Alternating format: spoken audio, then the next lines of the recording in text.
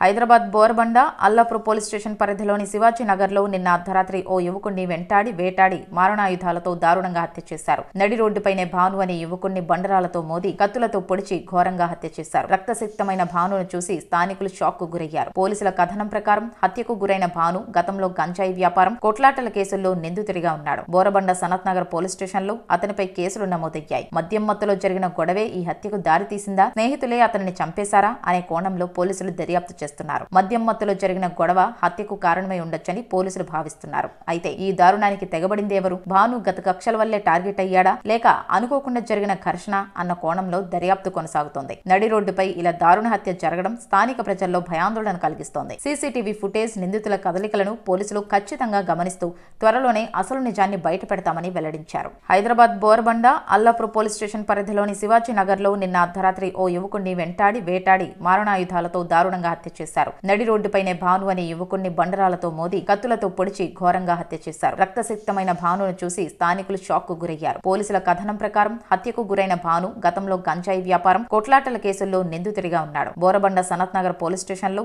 అతనిపై కేసులు నమోదయ్యాయి. మద్యం మత్తులో జరిగిన గొడవే ఈ హత్యకు దారితీసిందా, స్నేహితులే అతనిని చంపేశారా అనే కోణంలో పోలీసులు దర్యాప్తు చేస్తున్నారు. మద్యం మత్తులో జరిగిన గొడవ హత్యకు కారణమై ఉండొచ్చని పోలీసులు భావిస్తున్నారు. అయితే ఈ దారుణానికి తెగబడింది ఎవరు? భాను గత కక్షల వల్లే టార్గెట్ అయ్యాడా, లేక అనుకోకుండా జరిగిన ఘర్షణ అన్న కోణంలో దర్యాప్తు కొనసాగుతోంది. నడి రోడ్డుపై ఇలా దారుణ హత్య జరగడం స్థానిక ప్రజల్లో భయాందోళన కలిగిస్తోంది. సీసీటీవీ ఫుటేజ్, నిందితుల కదలికలను పోలీసులు ఖచ్చితంగా గమనిస్తూ త్వరలోనే అసలు నిజాన్ని బయటపెడతామని వెల్లడించారు.